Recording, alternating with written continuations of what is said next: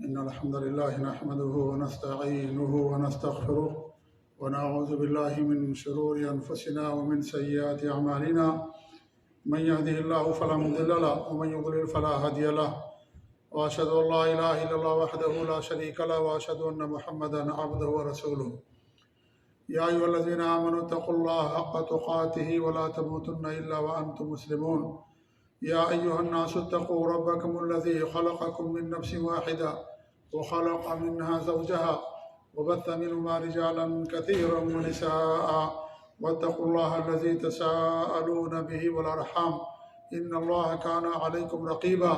يا أيها الذين آمنوا اتقوا الله وقولوا قولا سديدا يصلح لكم أعمالكم ويغفر لكم ذنوبكم، ومن يطع الله ورسوله فقد فاز فوزا عظيما.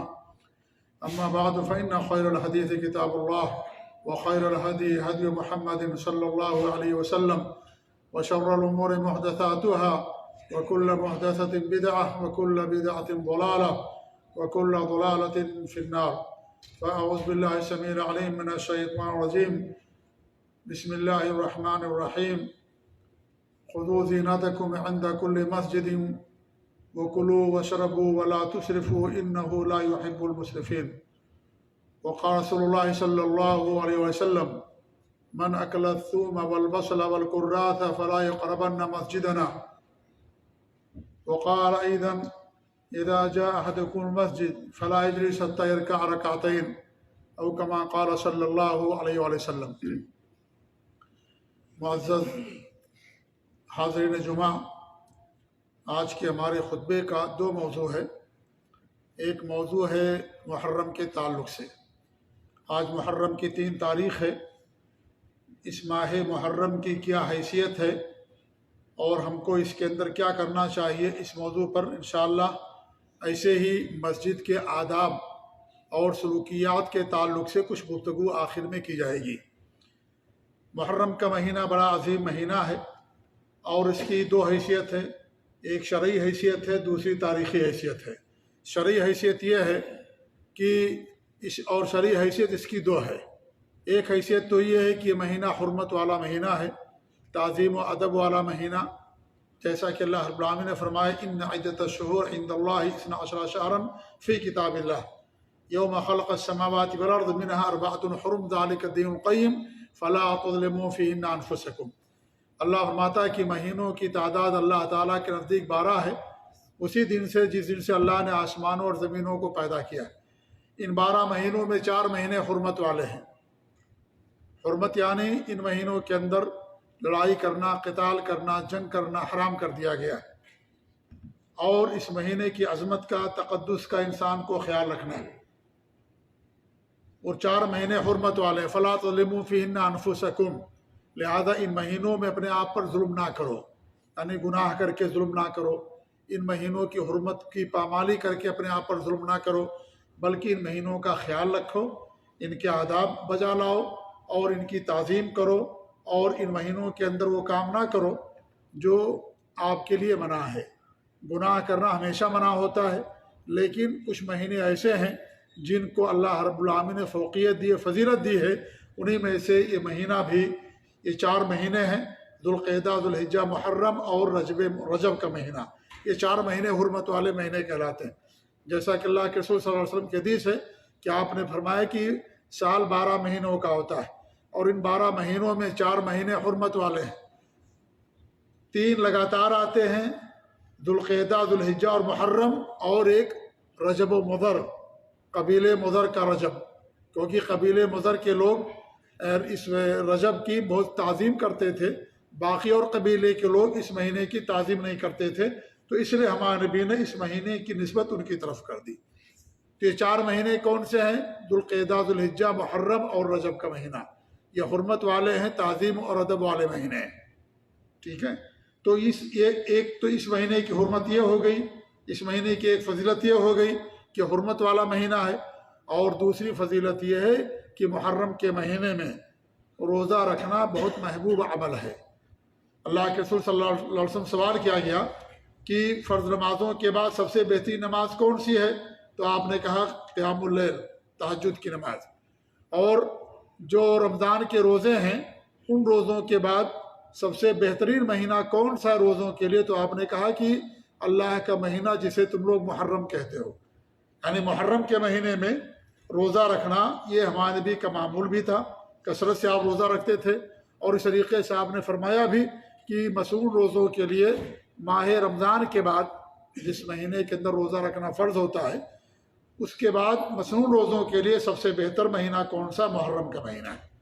خاص طور سے محرم کی 10 تاریخ کا روزہ رکھنا 1 سال کے گناہوں کا کفارہ ہے۔ اللہ کے رسول صلی اللہ علیہ وسلم سوال کیا گیا محرم کی 10 تاریخ کے عاشورہ کے دن کے روزے کے تعلق سے، تو آپ نے فرمایا کہ 1 دن کے گناہوں کا کفارہ ہے، یعنی 1 سال کے گناہوں کا کفارہ ہے، یعنی 1 سال کے گناہوں کو اللہ رب العالمین معاف کر دیتا ہے۔ اور ظاہر بات ہے بڑے گناہوں کی مغفرت کے لیے توبہ ضروری ہے، چھوٹے گناہوں کو اللہ تعالیٰ معاف فرماتا ہے۔ تو یہ فضیلت ہے اس مہینے کی، خاص طور سے عاشورہ کی، محرم کی 10 تاریخ کی۔ جو اس تاریخ کو روزہ رکھے گا اللہ تعالیٰ اس کے 1 سال کے گناہوں کو معاف کر دے گا۔ یہ روزہ کیوں رکھا جاتا ہے؟ اس کا ایک سبب ہے اور اس کی ایک وجہ ہے، اور وہ سبب اور وجہ یہ ہے کہ اس دن اللہ رب العالمین نے موسیٰ علیہ السلام کو نجات دی تھی فرعون سے، اور فرعون کو اور اس کے لشکر سمیت دریا کے اندر غرق کر دیا تھا، ڈبو دیا تھا۔ اس لیے موسیٰ علیہ السلام نے شکرانے کے طور پر روزہ رکھا۔ تو جب آپ صلی اللہ علیہ وسلم مکہ سے مدینہ گئے تو آپ نے وہاں کے یہودیوں کو روزہ رکھتے ہوئے پایا، تو آپ نے پوچھا تم کیوں روزہ رکھتے ہو؟ تو لوگوں نے کہا کہ اس دن اللہ رب العالمین نے موسیٰ علیہ السلام کو نجات دی تھی۔ تو آپ نے فرمایا کہ میں تم سے زیادہ موسیٰ علیہ السلام کے قریب ہوں۔ تو آپ نے روزہ رکھا اور صحابہ کرام کو بھی روزہ رکھنے کا حکم دیا۔ اور جب روزہ رمضان کا فرض ہو گیا تو یہ مسنون ہو گیا، جو چاہے رکھے جو چاہے نہ رکھے۔ اگر کوئی رکھے گا تو اس کے 1 سال کے گناہوں کو، چھوٹے گناہوں کو اللہ تعالیٰ معاف کر دے گا۔ لیکن جب آپ کا آخری سال تھا ذی الحجہ کی، آپ کی یعنی سن 10 ہجری، ہجرت کا 10واں سال، تو آپ کو جب یہ بات معلوم ہوئی کہ یہودی اس دن کی تعظیم کرتے ہیں تو آپ نے ان کی مخالفت کرنے کا حکم دیا اور کہا کہ اگر میں آئندہ سال زندہ رہا تو محرم کی 9 تاریخ کو بھی روزہ رکھوں گا۔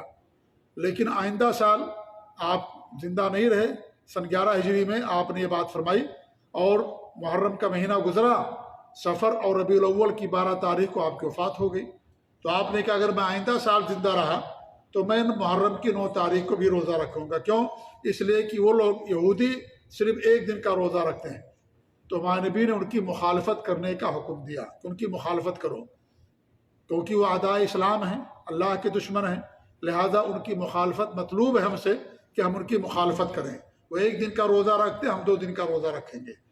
اس میں بہتر یہ ہے کہ انسان 9-10 کا روزہ رکھے، کیونکہ ہمارے نبی کی تمنا تھی، ہمارے نبی کی خواہش تھی کہ اگر میں آئندہ سال زندہ رہوں گا تو میں 9 تاریخ کا بھی روزہ رکھوں گا، اور 10 کا تو آپ رکھتے ہی تھے، تو گویا کہ 9 اور 10، ابھی جو تاریخ ہے، ابھی 9 تاریخ آنے والی جمعرات پڑ رہی ہے اور جمعہ 10 تاریخ ہوگی، لہذا بہتر یہ ہے کہ جمعرات اور جمعہ دو دنوں کا انسان روزہ رکھ لے۔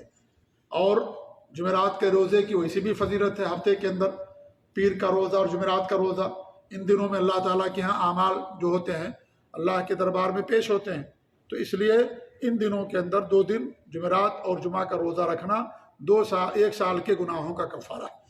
اور اگر آپ چاہیں تو 10 اور 11 کو رکھیں، اس میں بھی ان کی مخالفت ہے، یعنی جمعہ اور ہفتہ آپ روزہ رکھ لیں، جمعہ اور سنیچر کو رکھ لیں، 2 دن کا روزہ ہو جائے گا، تو اس میں بھی ان کی مخالفت ہو جاتی ہے۔ صرف جمعہ کا روزہ رکھنا جائز نہیں ہے، البتہ جمعہ سے پہلے جمعہ کے بعد ملا کر کے روزہ رکھ سکتے ہیں، اس لیے جمعہ اور ہفتہ دونوں دن کا آپ روزہ رکھ لیں تو اس سے بھی ان کی مخالفت ہو جائے گی۔ تو یہ ہے اس مہینے کی فضیلت کہ محرم کی 10 تاریخ کا روزہ رکھنا 1 سال کے گناہوں کا کفارہ ہے۔ لیکن ہمیں یہودیوں کی مخالفت کا حکم دیا گیا، لہذا ہمیں 9-10 کو روزہ رکھنا ہے، یہ زیادہ بہتر ہے، یا 10 اور 11 کو روزہ رکھ لیں، یہ بھی آپ کے لیے ٹھیک ہے۔ ویسے اس پورے مہینے کے اندر کثرت سے روزہ رکھنا محبوب عمل ہے، یہ اس مہینے کی شرعی حیثیت۔ اور دوسری حیثیت جو تاریخی حیثیت ہے وہ یہ ہے کہ اسلامی سال کی ابتدا محرم کے مہینے سے ہوتی ہے، محرم کے مہینے سے، اور ذی الحجہ کے مہینے پر جا کر کے ختم ہو جاتی ہے۔ اور پہلے مسلمانوں کا کوئی اسلامی سال نہیں تھا، یہ سن 17 ہجری کے اندر ابو موسیٰ اشعری رضی اللہ تعالیٰ عنہ نے عمر فاروق رضی اللہ تعالیٰ عنہ کو اس طرف توجہ دلائی کہ آپ کا خط ہمارے پاس آتا ہے لیکن اس خط کے اندر کوئی تاریخ درج نہیں ہوتی ہے، تو ہمیں یہ پتہ کرنے بڑی مشکل ہوتی ہے کہ آپ کا خط پہلے والا کون سا ہے، بعد والا کون سا ہے، کیونکہ تاریخ درج نہیں رہتی ہے۔ تو کوئی تاریخ بنائیں اور اس میں درج کر دیا جائے جس سے معلوم ہو جائے کہ یہ خط پہلا ہے اور اس کے بعد والا جو خط ہے بعد والا خط ہے۔ تو انہوں نے صحابہ کرام کو اکٹھا کیا، اور بڑے بڑے صحابہ کرام کو، اس میں علی رضی اللہ عنہ بھی تھے، تو علی رضی اللہ تعالیٰ نے مشورہ دیا کہ محرم سے ہمارے سال کی جو ہمارے جو کیلنڈر بنے وہ محرم سے اس کی شروعات ہو۔ تو تمام صحابہ کرام نے ان کے اس رائے کو قبول کر لیا، عمر فاروق نے بھی قبول کیا، اور اس طریقے سے محرم سے اسلامی سال کی شروعات ہوتی ہے۔ کیوں محرم کو منتخب کیا گیا؟ اس کی وجہ یہ ہے کہ آپ صلی اللہ علیہ وسلم نے مدینہ کے صحابہ کرام سے نبوت کے 13واں سال آپ نے ان سے بیعت لی تھی، جسے بیعت عقبہ دوم کہا جاتا ہے۔ اس میں ایک بند یہ بھی تھا کہ جب ہم لوگ مدینہ آئیں گے تو آپ لوگ ہماری مدد کریں گے، ہم آئیں گے، صحابہ جائیں گے، مسلمان جائیں گے مدینہ، آپ سب لوگوں کو ان کی مدد کرنا ہے۔ تو ان سب نے کہا تھا کہ ہم آپ کی مدد کریں گے، اسی لیے مدینہ کے صحابہ کو انصار کہا جاتا ہے۔ انصار مانے مدد کرنے والے، اور جو ہجرت کر کے گئے ان کو مہاجر کہا جاتا ہے، ہجرت کرنے والے۔ انہوں نے اپنے وطن کو چھوڑا، ملک کو چھوڑا، گھر بار چھوڑا، سب چھوڑا، تو ان کو مہاجر کہا جاتا ہے۔ ہجرت یہ جو دفعہ یہ بیعت ہوئی تھی یہ ذی الحجہ کے مہینے میں ہوئی تھی، اور نبوت کے 13ویں سال، اور جیسے یہ بیعت ہوئی حج ختم ہو گیا، صحابہ کرام مکہ سے مدینہ آنے لگے، اور ذی الحجہ کے بعد جو مہینہ ہوتا ہے شروع جو آتا مہینہ محرم کا مہینہ ہوتا ہے، وہ مہینہ محرم کا ہوتا ہے، اس لیے ہجرت جو ہے ذی الحجہ سے شروع ہو گئی، اس لیے محرم کے مہینے کو اسلامی سال کا پہلا سال قرار دیا گیا۔ یہ اس مہینے کی تاریخی حیثیت شرعی بھی ہے، یہ تاریخی حیثیت ہے، اور اس سے پہلے 2 شرعی حیثیتیں میں نے آپ لوگوں کے سامنے بیان کی۔ لیکن افسوس یہ ہے کہ ہمارے یہاں کے یا بہت سارے مسلمانوں نے یہ دونوں حیثیتیں بھلا دی، اور ایک نئی حیثیت اس مہینے کی بنا ڈالی، جس کا جو ہے کوئی تعلق نہیں ہے، نہ اسلام سے، نہ دین سے، نہ کسی چیز سے۔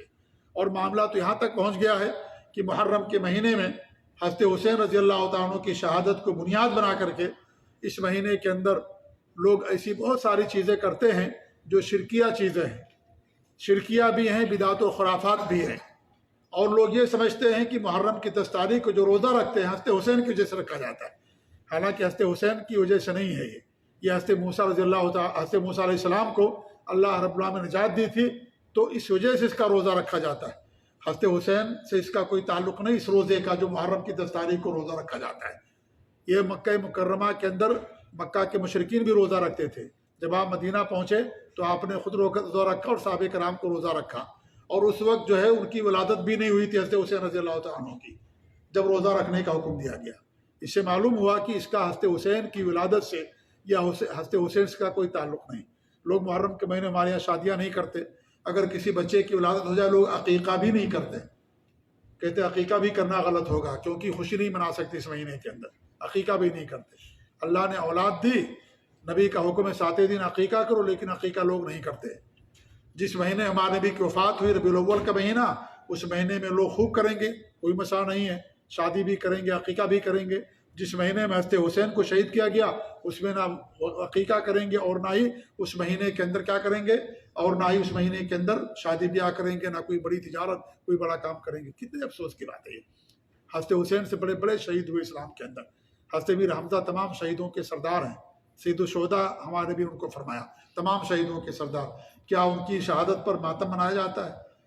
حضرت حسین رضی اللہ عنہ سے افضل تھے ان کے والد محترم علی رضی اللہ تعالیٰ عنہ، ان کو بھی شہید کیا گیا کہ نہیں شہید کیا گیا؟ ان کو بھی قتل کیا گیا۔ حضرت علی رضی اللہ تعالیٰ عنہ عشر مبشرہ میں سے ہیں، 4تھے خلیفہ راشد علی رضی اللہ عنہ۔ کیا ان کی وفات پر لوگ یا ان کی شہادت پر لوگ ماتم کرتے ہیں؟ اور ان سے افضل تھے حضرت عثمان غنی رضی اللہ تعالیٰ عنہ، حضرت حسین رضی اللہ عنہ کے خالو تھے، حضرت عثمان رضی اللہ تعالیٰ عنہ، ان کو بھی شہید کیا گیا۔ حضرت عثمان رضی اللہ عنہ ان کو بھی شہید کیا گیا، تو کیا ان کی بھی شہادت پر لوگ ماتم کرتے ہیں؟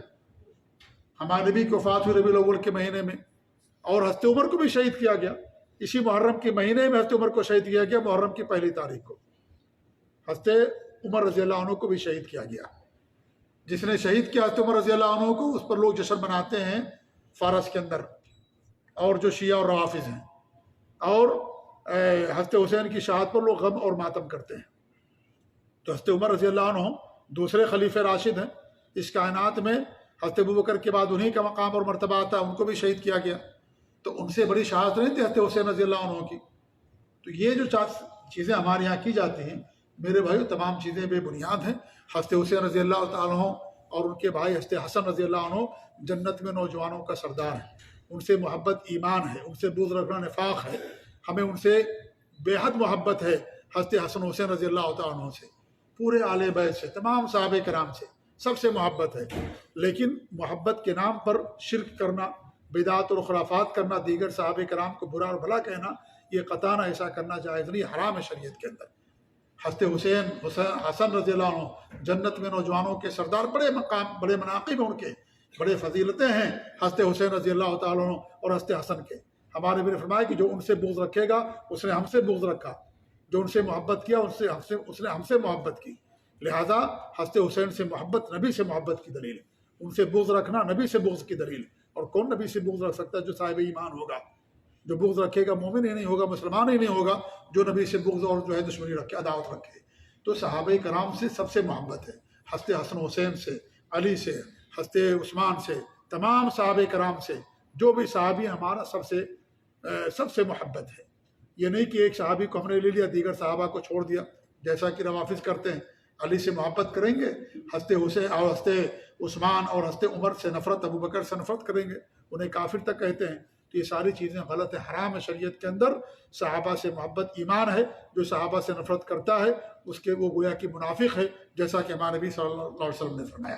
تو یہ محرم کے مہینے کی حیثیت ہے۔ دوسری بات جو میں نے بتائی تھی آپ لوگوں کے سامنے کہ مسجد اللہ تعالیٰ کا گھر ہے، اور اس مسجد کے بہت سارے آداب اور سلوکیات ہیں، ان تمام چیزوں کا ہم کو خیال رکھنا چاہیے۔ سب سے پہلی بات یہ ہے کہ جب مسجد آئیں تو اچھا لباس پہن کر کے آئیں، خوشبو لگا کر کے آئیں۔ اللہ تعالیٰ کے عزت خود زینتکم عند کل مسجد، جب مسجد آؤ تو زینت کر کے آؤ، اچھا لباس پہن کر کے آؤ۔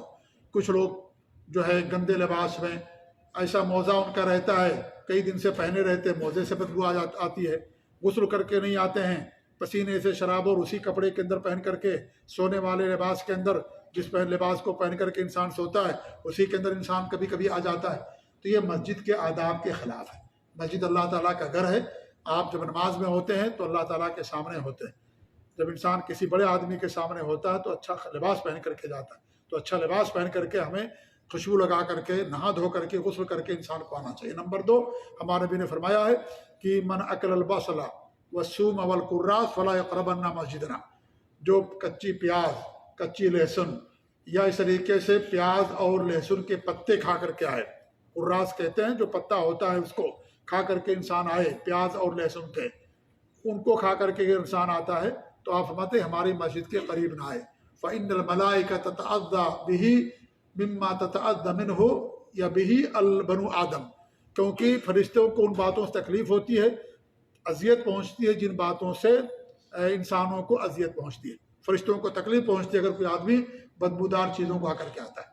تو سوکھی پیاز، سوکھا لہسن یا کچی پیاز یا پیاز کے پتے یا لہسن کے پتے یا مولی وغیرہ کھا کر کے آنے سے ہمارے نبی نے منع فرمایا ہے۔ ہاں اگر آپ کو کھانا تو نماز کے بعد کھائیے، یا اگر کھا کر کے آنا چاہتے تو پہلے آپ اس کو پکا لیجئے، پکا لینے سے اس کی بو ختم ہو جاتی ہے۔ نمبر 2۔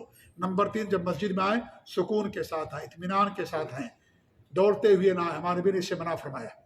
جب تم مسجد میں آؤ سکون اطمینان کے ساتھ آؤ، جو تمہیں نماز مل جائے پڑھ لو، جو چھوٹ جائے اس کو بعد میں پوری کر لو۔ دوڑ کر کے آنا جو ہے، خاص طور سے جب امام رکوع کے اندر ہوتا تو کیا کرتے، انسان دوڑ کر کے آتا رکوع پانے کے لیے، یہ غلط طریقہ ہے۔ آپ سکون کے ساتھ آؤ، وقار کے ساتھ آؤ، اللہ کے گھر میں آ رہے ہو، اور لہذا اس کا خیال رکھنا ہمارے لیے ضروری ہے۔ چوتھی چیز یہ ہے، جب مسجد میں آئیں اور اگر مسجد میں جماعت نہیں کھڑی ہے تو اسی صورت میں 2 رکعت نماز پڑھنے کے بعد انسان کو بیٹھنا چاہیے۔ اللہ کے رسول صلی اللہ علیہ وسلم کی حدیث ہے، جب تم میں سے کوئی مسجد میں آئے تو جب تک 2 رکعت نہ پڑھ لے مسجد کے اندر نہ بیٹھے۔ جمعہ خطبہ ہے تو بھی 2 رکعت پڑھنا ہے، 2 زیادہ نہیں پڑھنا اگر خطبہ شروع ہو گیا۔ کچھ لوگ 4 پڑھتے رہتے، غلط ہے یہ۔ خطبہ سننا واجب ہے اور 2 رکعت پڑھنا یہ واجبات میں سے نہیں ہے، صرف 2 رکعت پڑھنے کی اجازت دی گئی۔ اگر آپ پہلے آ گئے ہیں تو آپ کو جتنی مرضی اتنا پڑھیے، 2 4 6 پڑھتے رہیے، لیکن خطبہ شروع ہونے کے بعد 2 ہی پڑھنے کی اجازت ہے، اس سے زیادہ اجازت نہیں، تو 2 رکعت پڑھنے کے بعد بیٹھنا چاہیے۔ 5ویں چیز یہ ہے، جب آپ مسجد میں آئیں جوتے چپل ایسی جگہ رکھیں جو نمازیوں کے لیے تکلیف کا باعث نہ ہو نکلنے میں، یا اس طریقے جو بوڑھے لوگ ہیں، معذور لوگ ہیں، ان کے لیے تکلیف کا باعث نہ ہو، ان کے لیے تکلیف کا باعث نہ ہو، کیونکہ راستے میں رہے گا، ظاہر بات ہے ان کو چلنے میں، بوڑھے لوگ ہیں، تکلیف ہوتی ہے، تو اس کا بھی انسان کو خیال رکھنا چاہیے۔ اسی جگہ چپل رکھیں جو اس کے لیے مخصوص ہے، راستے میں مت رکھیں دروازے کے سامنے، دوسری طرف رکھ دیں، ایک بائیں دائیں اور بائیں رکھ دیں، یا اس کے لیے مخصوص جگہ ہے تو مخصوص جگہ پر جو اس کو رکھ دیں، یہ نہیں کہ دروازے پر رکھ دیں لوگ نکلیں اور لوگوں کو تکلیف ہو چلنے پھرنے میں، اس سے بھی انسان کو خیال رکھنا چاہیے۔ اس طریقے سے جو معذور افراد ہیں یا بوڑھے لوگ ہیں، زیادہ عمر دراز ہیں، ان کا بھی انسان کو خیال رکھنا چاہیے۔ مسجد کے اندر ان کے لیے جو مخصوص جگہ ہے یا ان کے لیے کرسیاں ہوتی ہیں، وہ کرسیاں انہی کے لیے خاص رکھی جائیں۔ یہ نہیں کہ آدمی کو کرسی کی ضرورت ہے، انسان اپنا کرسی لے لیا، اور بیچارے جو معذور ہیں، جو کھڑے ہو کر کے نماز نہیں پڑھ سکتے اور وہ بیچارے ان کو تکلیف ہوتی ہے، تو اس کا بھی انسان کو خیال رکھنا چاہیے۔ ایسے ہی نمازی کے سامنے سے نہیں گزرنا چاہیے، منع کیا گیا۔ اللہ کے رسول کی حدیث ہے انسان 40 کھڑا رہے اس کے لیے بہتر ہے کہ کسی نمازی کے سامنے سے گزرے۔ اور یہاں صحابی فرماتے ہیں کہ 40 سے آپ نے کیا کہا، دن کہا یا مہینہ کہا یا سال کا، یہ میں بھول گیا۔ یعنی اگر آپ دن ہی مان لیں کہ انسان اگر 40 دن کھڑا رہے اس کے لیے بہتر ہے کسی نمازی کے سامنے سے گزرنا۔ جی ہاں، نمازی کے سامنے سے گزرنے سے منع کیا گیا ہے۔ آپ انتظار کر لو تھوڑا سا، جب نماز پڑھ لے اس کے بعد جاؤ، اس کے سامنے سے گزرنا شریعت کے اندر منع کیا گیا۔ اور سامنے سے مراد یہ ہے کہ آدمی جہاں کھڑا ہوتا ہے اس کے اور اس کے سجدے کے درمیان میں سے گزرنا منع کیا گیا۔